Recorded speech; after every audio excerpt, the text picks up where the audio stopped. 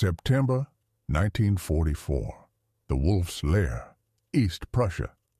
A courier enters the operations room carrying the daily situation report. General Alfred Jodl accepts the document, reads through it once, then reads it a second time. More slowly, he places it carefully on the table without uttering a word. The Fifth Panzer Army, Germany's last strategic reserve in the Western Theater, has ceased to exist as a coherent fighting force, not destroyed in a single climactic battle, but disintegrated across 3 days of continuous, relentless engagement with Patton's Third Army near Arracourt. 62 tanks lost in the first 18 hours alone. Command structure collapsed entirely. Divisions scattered across the countryside. This wasn't a tactical setback that could be absorbed and compensated for. This was the end of Germany's ability to conduct mobile defense in Western Europe, and every officer in that room understood exactly what it meant. There would be no more counteroffensives, no more strategic reserves held back for the decisive moment, no more armies waiting to exploit Allied weaknesses. Germany had just played its last operational card, and Patton had destroyed it before it could even deploy properly. Germany's last reserve. The Fifth Panzer Army represented the culmination of months of desperate, intensive effort by German High Command to create one final mobile reserve capable of conducting offensive operations in the West. Throughout the summer of 1944, as the situation in France deteriorated catastrophically following the Normandy breakout, OKW had been quietly pulling panzer divisions from other fronts wherever they could be spared, reconstituting damaged formations, hoarding the severely limited production of new tanks. The goal was assembling a force powerful enough to launch a counteroffensive that might stabilize the collapsing Western Front. By early September, the Fifth Panzer Army comprised approximately 150 operational tanks, including the newest Panther and Tiger variants, supported by infantry divisions and artillery. By the degraded standards of late 1944, when Germany's industrial capacity was crumbling under Allied bombing, this represented a substantial force. More importantly, it represented virtually everything Germany could spare for the Western Theater.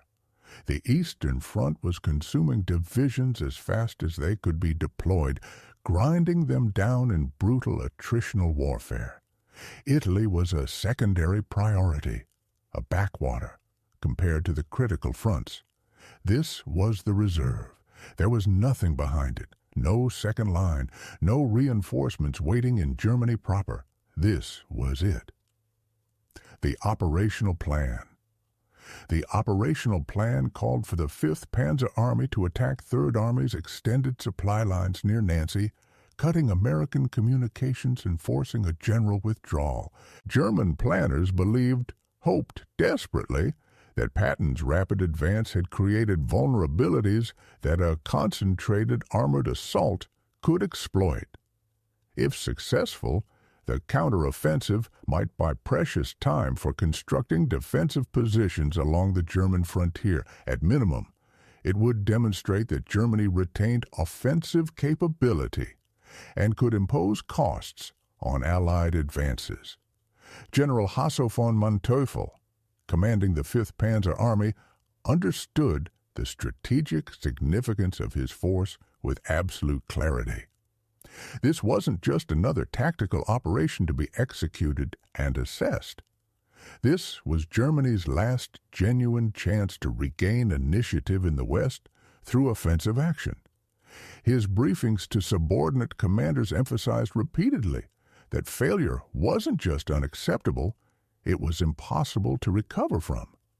There would be no second attempt, no additional reserves to commit if this operation failed. Success was essential because there were no alternatives remaining. The assembly. The Army began moving toward its assembly areas in mid-September. The movement was conducted with extraordinary security measures. Radio silence was strictly, absolutely enforced. Units traveled primarily at night to avoid Allied air reconnaissance that dominated the skies. Assembly areas were dispersed and carefully camouflaged. German intelligence believed they had achieved tactical surprise. Patton's forces appeared focused on their own advance toward the Saar region, not on defensive preparations against counterattack. But achieving surprise and successfully exploiting it were entirely different challenges. The Fifth Panzer Army was moving through territory that Allied air forces dominated completely and utterly. Any significant concentration of forces would be visible from the air and vulnerable to attack. The assembly process was taking longer than originally planned because units had to disperse and hide whenever aircraft appeared overhead. What should have taken 3 days was stretching into a week. The window for achieving surprise was closing even before the attack could begin. German commanders at Army Group level were already expressing serious concerns about the operation's viability. Reports from the front indicated that American defensive positions were considerably stronger than intelligence had assessed. Third Army's supply situation, which German planners believed was stretched to the breaking point, appeared more robust than expected. Some commanders privately questioned whether the Fifth Panzer Army was strong enough to achieve its objectives even under favorable conditions. But the operation proceeded anyway, because there was no alternative strategy available, no other cards to play. September 19th, the attack begins. The attack began on September 19th near Arracourt, a small town that would become the focal point for Germany's last attempt at offensive operations in the West. Initial reports reaching OKW were cautiously optimistic. Panzer units had achieved some penetration of American forward positions. Surprise appeared partially achieved. Resistance was present, but not overwhelming. The first hours suggested the operation might accomplish at least some of its objectives. By midday, the character of the reports changed dramatically. American forces were responding with unexpected speed and coordination. Tank destroyer battalions were engaging German armor at extreme ranges with devastating accuracy. Artillery fire was precisely directed, suggesting excellent observation and communication. Most critically, Allied air power was arriving in overwhelming strength, despite weather conditions that German meteorologists had confidently predicted would limit air operations. The collapse begins. The tactical situation deteriorated rapidly throughout the afternoon. German panzer companies that had advanced confidently in the morning were pinned down or destroyed by early evening. American Sherman tanks, operating in larger numbers than German intelligence had assessed, were exploiting gaps in German formations. The attack wasn't just stalling. It was being systematically dismantled by an opponent who appeared to have anticipated the assault and prepared specifically to counter it. The Fifth Panzer Army's command structure began experiencing the communication breakdowns that typically preceded organizational collapse. Division commanders couldn't contact all their subordinate units. Corps headquarters was receiving contradictory reports about which positions were held and which had been abandoned. Radio traffic increased dramatically as units requested clarification, support, or permission to withdraw. The communication network was overloading at exactly the moment when coordination was most essential. By nightfall of September 19th, the situation reports reaching OKW painted a devastating picture. The Fifth Panzer Army had lost approximately one-third of its operational tanks in a single day of fighting. Several battalion-sized formations were cut off and surrounded. The planned exploitation phase of the operation couldn't proceed because the breakthrough phase had failed completely. Von Manteuffel was reporting that continuing the offensive would likely result in complete destruction of his remaining forces. He was requesting permission to transition to defensive operations. The shock at OKW. The shock at OKW was palpable. According to accounts from officers present at evening briefings, this was supposed to be Germany's last strategic reserve, demonstrating its capability, proving it could still strike back. Instead, it had been roughly handled in a single day by forces it was meant to overwhelm. The carefully hoarded tanks, the meticulously assembled divisions, the months of preparation had achieved nothing except exposing Germany's remaining armored strength to destruction. Jodl's assessment, delivered to Hitler that evening, was grimly realistic. The counteroffensive had failed. The Fifth Panzer Army had suffered losses it couldn't sustain if the operation continued. The only question remaining was whether to authorize immediate withdrawal to preserve remaining strength, or continue attacking in desperate hope of achieving something that might justify the losses already incurred. The strategic reserve was burning away in a single day, and Germany had nothing to replace it with. September 20th to 21st. Systematic destruction.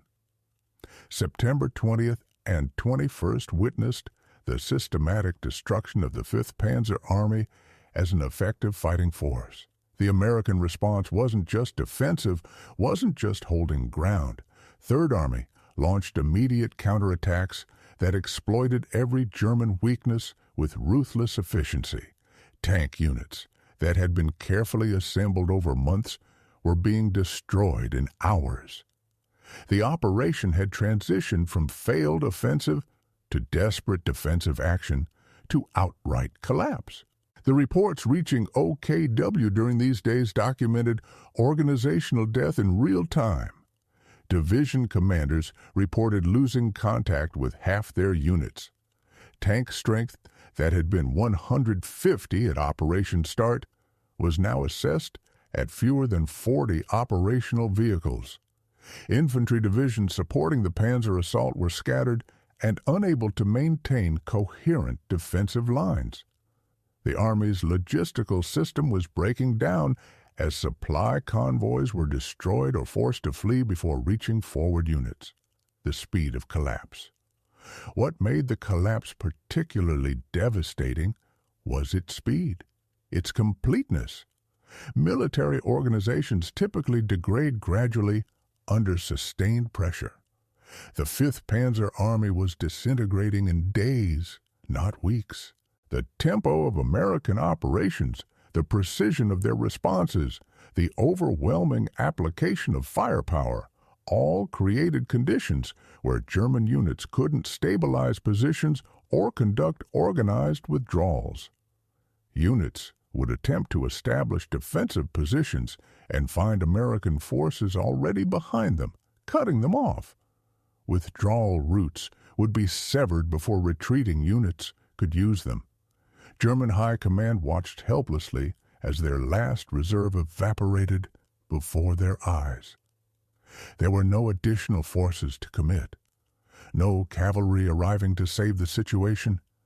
The Eastern Front couldn't spare units without risking collapse there. Other sectors in the West had no reserves to transfer. The Fifth Panzer Army was dying, and Germany's strategic situation was dying with it. The operational flexibility that mobile reserves provided, the ability to respond to threats and exploit opportunities, was being permanently removed from Germany's strategic options. Von Manteuffels' final report. Von Manteuffels' final report from this period documented the magnitude of the disaster with brutal honesty. The Fifth Panzer Army had effectively ceased to exist as an operational formation. Scattered units remained in various stages of retreat or encirclement, but the Army as an organized force capable of conducting coordinated operations was gone. Total tank losses exceeded 100 vehicles. Several thousand soldiers were dead, wounded, or captured. The survivors were streaming east in disorder, no longer under effective command control. The psychological impact on German high command was profound and devastating. This wasn't just another tactical defeat to be absorbed and adjusted to. This was the moment when Germany's strategic position became irretrievable through military means alone. Without mobile reserves, without offensive capability, Germany could only defend fixed positions and watch those positions be systematically reduced. The war in the West had fundamentally changed, and everyone at OKW understood that the change was permanent and irreversible. Strategic implications.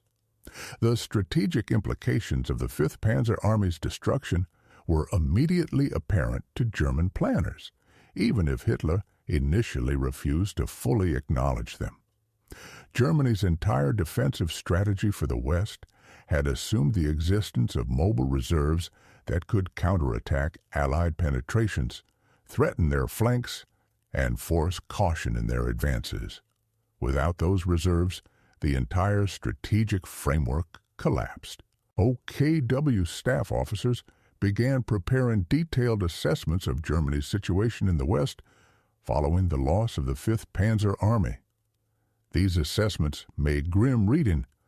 Allied forces could now advance with confidence that no significant counteroffensive capability existed to threaten their operations.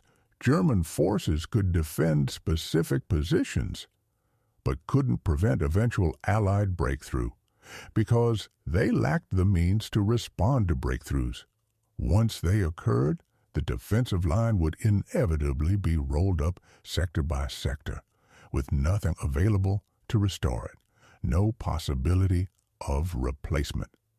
The industrial and replacement situation made reconstituting the Fifth Panzer Army impossible within any militarily relevant time frame.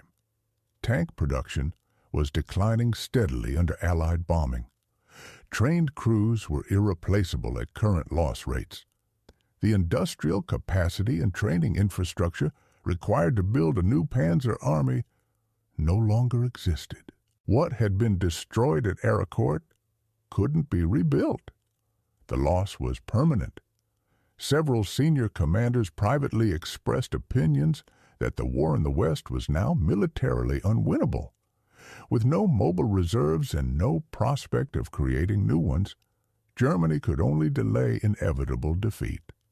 The question was no longer whether Allied forces would reach Germany's borders, but when and how much additional destruction would occur before the inevitable conclusion. These assessments were not defeatism, but realistic evaluation of military capabilities and strategic possibilities. Hitler's reaction to these assessments was to reject them outright and demand new offensives be planned using forces that existed primarily on paper. He insisted that will and determination could compensate for material deficiencies.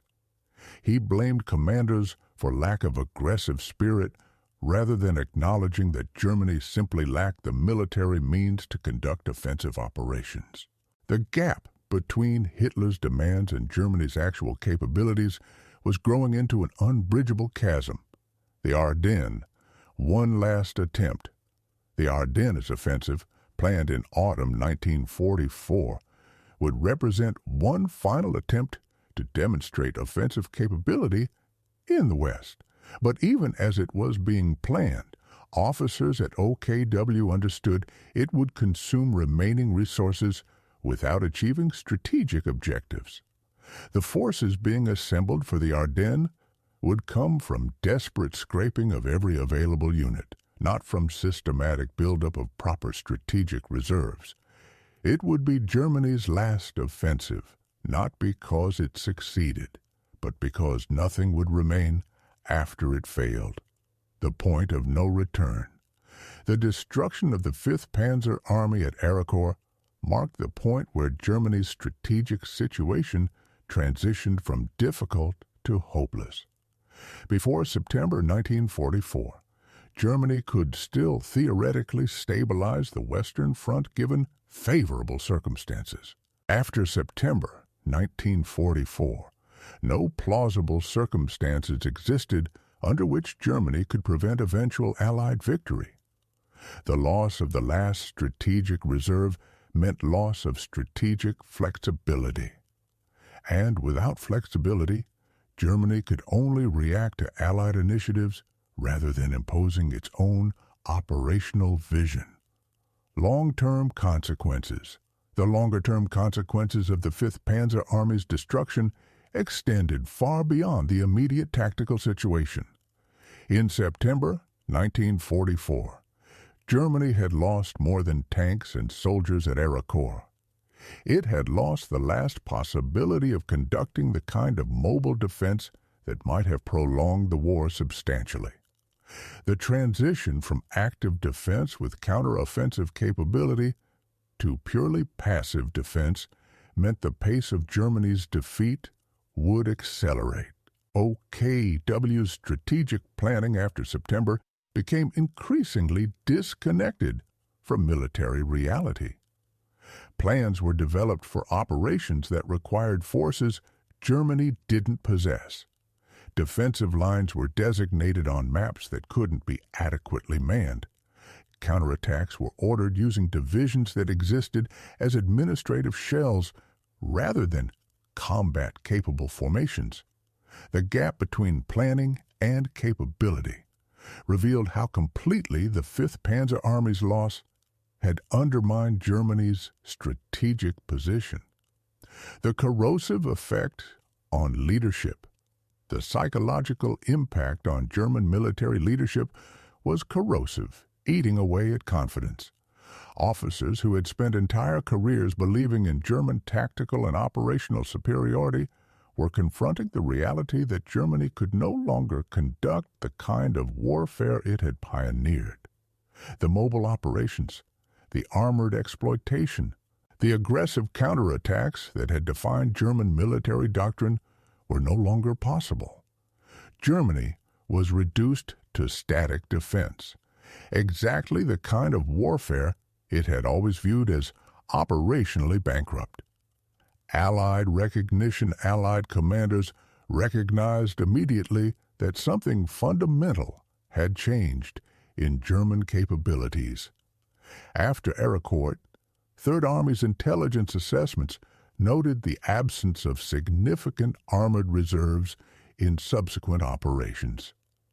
Planning assumptions shifted from anticipating German counteroffensives to expecting only local defensive reactions.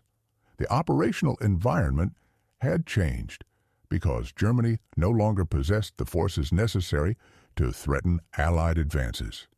This recognition accelerated Allied operational tempo and increased the risks commanders were willing to accept. The industrial dimension. The industrial dimension was equally devastating. The tanks destroyed at Arracourt represented a significant fraction of Germany's total armored strength in the West. Replacing them was impossible given production rates and allocation priorities. The Tiger and Panther tanks lost in September couldn't be replaced in 1944.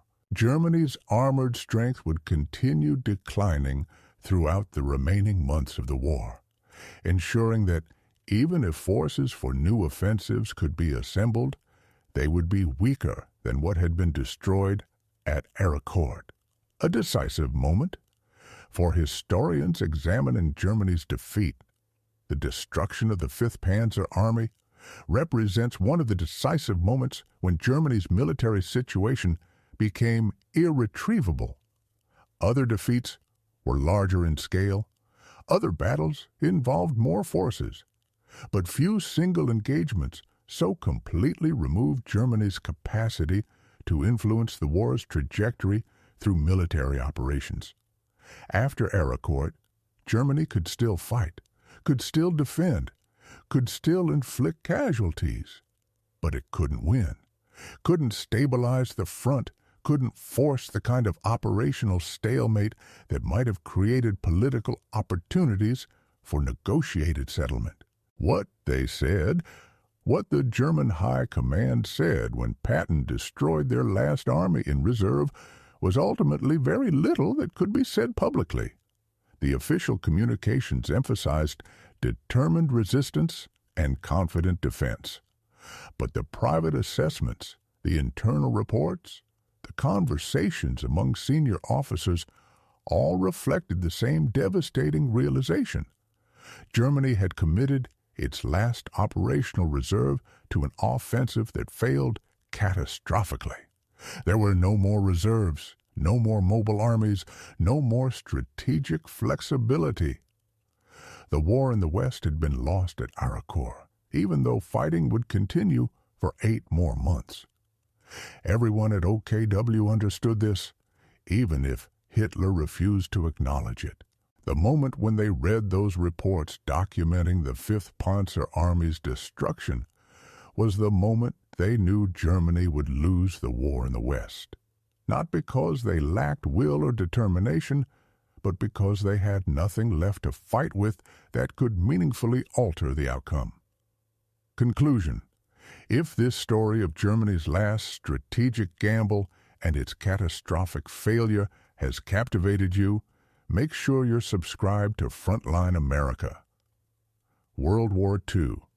Hit that subscribe button and notification bell so you never miss our deep dives into the pivotal moments that decided the war.